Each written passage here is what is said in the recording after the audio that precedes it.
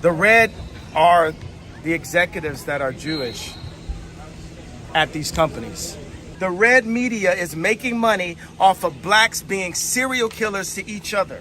Black people can't be anti-Semitic. We are Jews. The rapper who changed his name from Kanye West had his Twitter account suspended. Until you really do the facts with the fake indoctrination that y'all pull into the schools and all that, you know what I'm saying? We're not following y'all rules. So it happened after West posted an anti-Semitic image just hours after praising Adolf Hitler. I see good things about Hitler also. For all the kids that love me, all the Jewish kids that love me, I'm sorry if y'all had to hear a grown-up conversation with us screaming at each other. You just get used to getting screwed by the Jewish media. And I'm saying, y'all done poked the bear too long. Yet another controversy for Kanye West's anti-Semitic tweet. That tweet said, quote, "When I wake up, I'm going DEFCON 3 on Jewish people." They move in the tunnels. They move where you can't see them. They're an invisible hand, and they'll get what they'll do is they'll threaten people. They'll threaten people, "Oh, we're going to take your tours away. We're going to drop your artists. You got to say this." The rapper Ye, formerly known as Kanye West, is now banned from Australia after he released a song titled Heil Hitler. Australia's Home Affairs Minister says his visa was canceled. But we got to a point where something needed to happen. Something needed to be said. But we got to a point where something needed to happen. Something needed to be said. What would compel Kanye West to make these statements, knowing it would damage his image, career, and branding deals worth billions of dollars? Has he lost his mind to nonsensical internet conspiracies? Or is there something that he knows that we do not? Is there something that he has noticed that others have not? The sharing of biased and false news has become all too common on social media. More alarming, some media outlets publish these same fake stories without checking facts first. The sharing of biased and false news has become all too common on social media. More alarming, some media outlets publish these same fake stories without checking facts first. Unfortunately, some members of the media use their platforms to push their own personal bias and agenda to control exactly what people think, and this is extremely dangerous to our democracy. And New York City's Department of Buildings is now issuing vacate orders to a synagogue over an illegal underground tunnel in the building.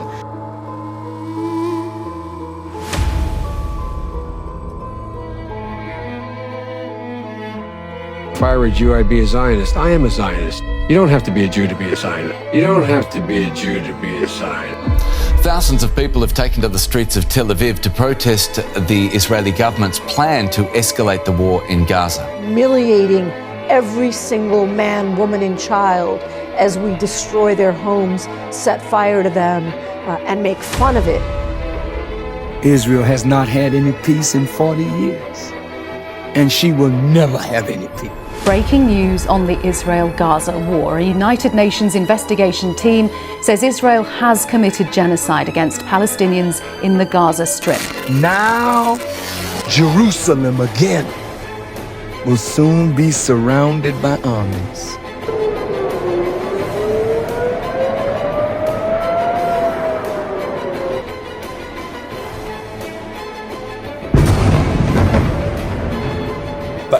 Let me explain something about what is called the Jewish lobby in this country. As good Americans as they are, they believe that America's survival and security is directly related to Israel's. And what does the scripture say? When Jerusalem is surrounded with armies, know that the end has come.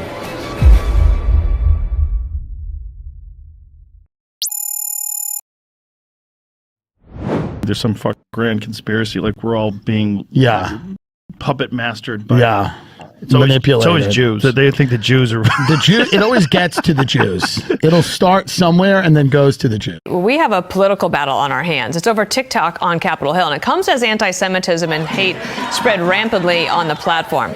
My next guest is now a prominent influencer on that app. He also has an Ivy League degree.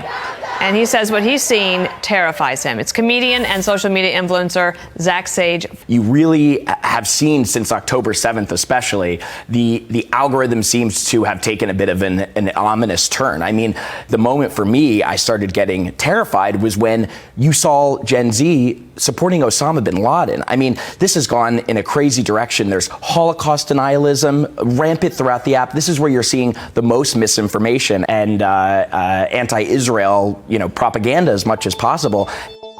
Although anti-Semitism propaganda is not a new thing, there is a new influx of anti-Semitism that is considerably unprecedented because of the social media age. An investigation is underway after the X account of the character Elmo was hacked yesterday, and somebody made some really disturbing posts. Whoever was behind the hack sent numerous anti-Semitic messages to the 700,000 followers on the Sesame Street Muppets account. What makes this new wave difficult to assess is that it is meshed with a complex socio-political religious reality that is circular in its effects. Many of the new critics that considerably fall on what the mainstream would call the anti-Semitic spectrum feel righteously indignant because to them, they aren't anti-Semitic, they are anti-Zionist or anti-Israel, a distinction that will be deeply examined in this documentary. Rabbi, can I ask you a difficult question I've always wanted to ask? Do you believe in the works of the Talmud, or does only some... No, the Talmud is an integral part of our religion. Now, the Zionists don't keep the Talmud, and they don't keep the 5 books of Moses. They keep one thing, the laws of the devil. This movement has coined itself across social media as the Great Noticing, a movement of people across the globe who have realized the infiltration and control that the supposed Jewish elite have had on the progressive world and the end goal they wish to achieve. Because of this movement, many across social media have been fighting this perceived war through the means of memes and content creation. So for instance, would you compare the current day, what's happening in Palestine, as another Holocaust? No, not at all. I don't know if you know any Holocaust survivors, but no one and nothing can be compared to what happened in the Holocaust. Why can nothing be compared to that? Because of not only anti-Semitism, but because of everything. There's malnutrition, there's essentially concentration camps, women and children are being bombed and killed.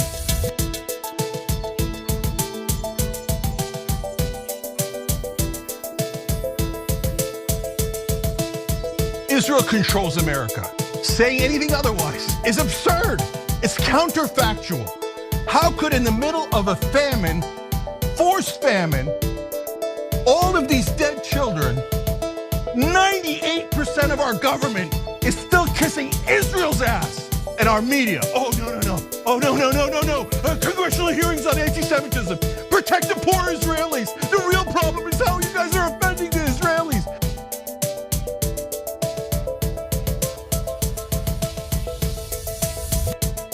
Jewish mentality is let's get rich together. Oi! They run the banks, they run sports, they run law, they run the media. They do. And it's not a bad thing. It just is what it is. This Great Noticing might have started as a meme, but it is now a serious movement with pivotal political ramifications. We are coming on the air with breaking news right now and an update on conservative activist Charlie Kirk. President Trump says that Kirk has died after he was shot from a nearby building about 200 yards away while he was speaking at Utah Valley University. This is also important. The school is now saying there is no suspect in custody after they previously said that one was.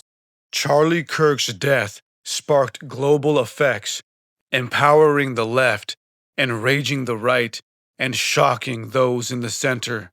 Of course, what followed his mysterious death was a slew of conspiracy theories, particularly having to do with the Jewish elite. But there seems to be growing chatter of foreign involvement. Particularly, you are seeing this theory that of all countries, Israel was involved. So, a user on X who makes the claim that since President Donald Trump and Prime Minister Benjamin Netanyahu apparently posted about Charlie Kirk being shot, they allegedly posted it at the same time of 3:02 p.m., that this must mean it's coordinated. Charlie Kirk, an American hero and martyr for his faith in Jesus, but since his assassination, "it was the Jews" crowd has been very vocal online. Well, Shimon Myers, the CEO of Arise, joins us now. So, Shimon, what do you make of these conspiracies?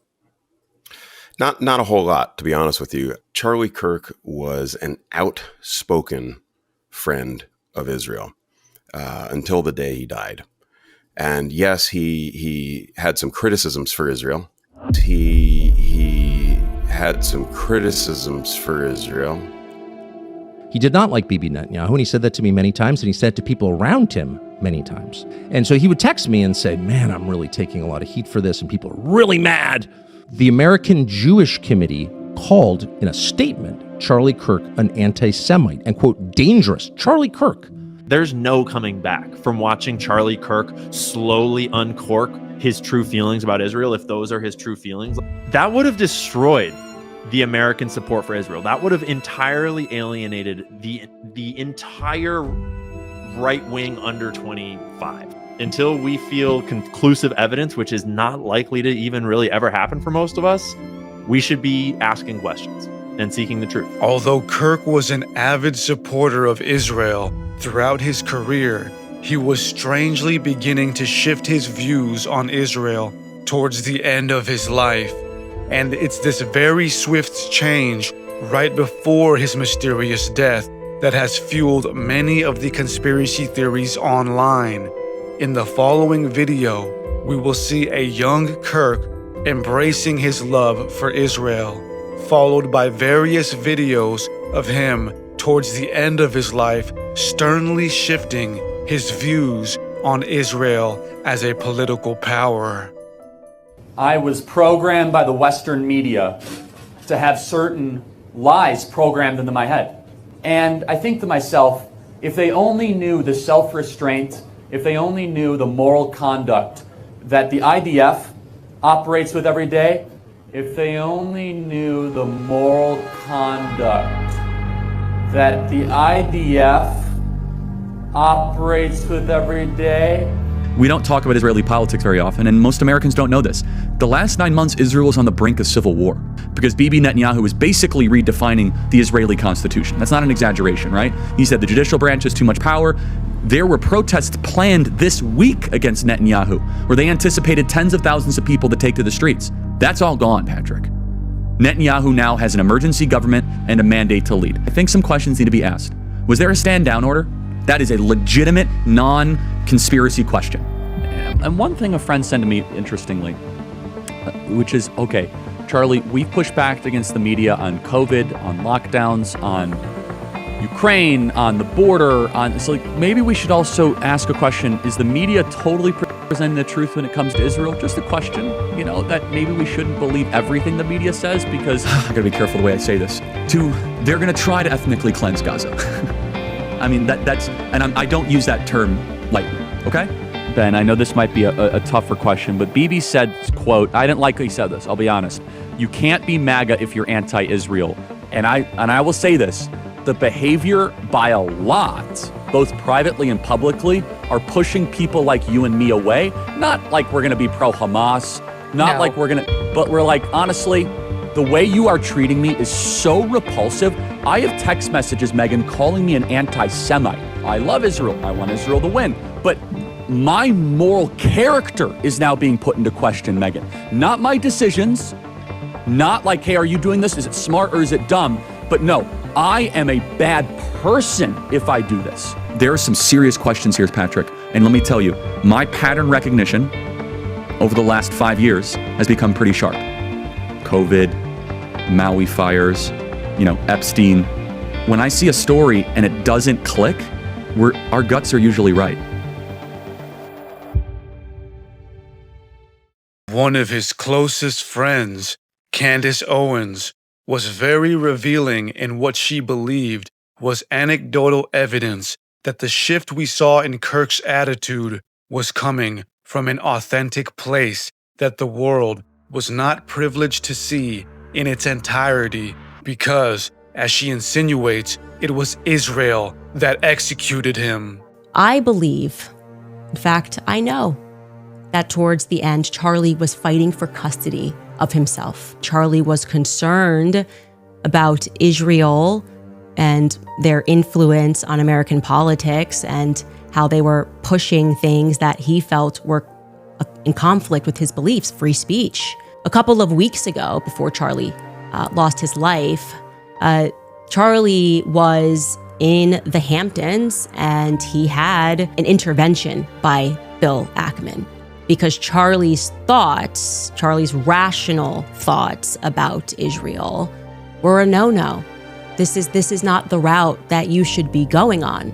And threats were made. It was at this time that Bibi Netanyahu was called and Charlie was invited to Israel. This was an under duress situation, I would say. Felt like a threat, not like, hey, come here and we can educate you because you're my friend. More like, this is your last chance. And I know that Charlie was offered a ton of money in this moment. And I know for a fact that Charlie denied that funding. He declined to go to Israel. We've seen it. You made an uh-oh, but we can help you. We just need you to come out to Auschwitz and take a picture. Charlie said no to Bibi. Charlie Kirk was offered an infusion of $150 million by Israel for one purpose and one purpose only: to shill for Israel harder. Do you know who stepped up and offered a $1 million reward for information leading to the arrest of Charlie Kirk's assassin? Bill Ackman. And just who do you think that $1 million will be paid out to? It looks like it will be paid out to the alleged killer's father. Whether there is any truth to the conspiracy theories about his death, one thing for certain is that Charlie Kirk at one point was an adamant supporter of Israel, but something shifted in him. He realized something that was so impactful, he rejected $150 million and a threatening visit to Israel by Prime Minister Netanyahu. Kirk may have been affected by the great noticing. He may have simply stumbled across the many TikTok reels that are also subtly changing the youth towards a more anti-Zionist approach. Or he might have actually confronted a reality too grim for him to ever have fully expressed to the rest of us. Kirk and Kanye were not alone in their skepticism towards the supposed Jewish elite. Many modern influencers are also speaking out against what they see as a conspiracy that has been hidden for centuries. If you were to have Donald Trump back on your podcast today, what's the first question you want to know?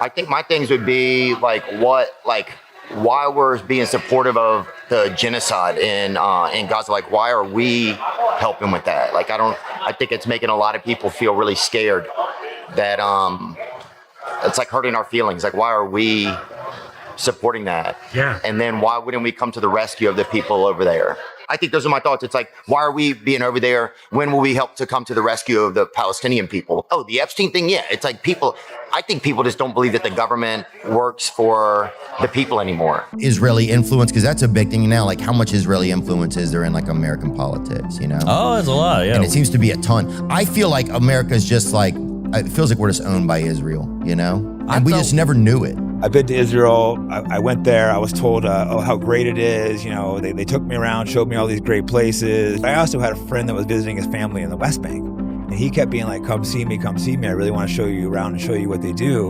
The IDF wouldn't let me go. I could have maybe kind of gone out, snug off by myself, but it was they flat out wouldn't take me over to the guy. I'm like, no, I really want to go see my friend. He's saying he's safe. Like, oh no, they're dirty terrorists, rats, you'll get killed. And that is when I started going, something's not right. But it still sucks when you open your inbox, people saying they're gonna come and kill you. They don't want some of the truth exposed. I think Israel only survives through a lie, you know? Well, I think at this point, they've been there long enough for people to be happy if they did a real two-state solution. But I think they want to continue taking all that land. First off, most Jewish people have no Palestinian DNA in them. There's several types of Jews. One type does, but the ones that took the land over don't. They say they're atheists, and they said God gave them that land.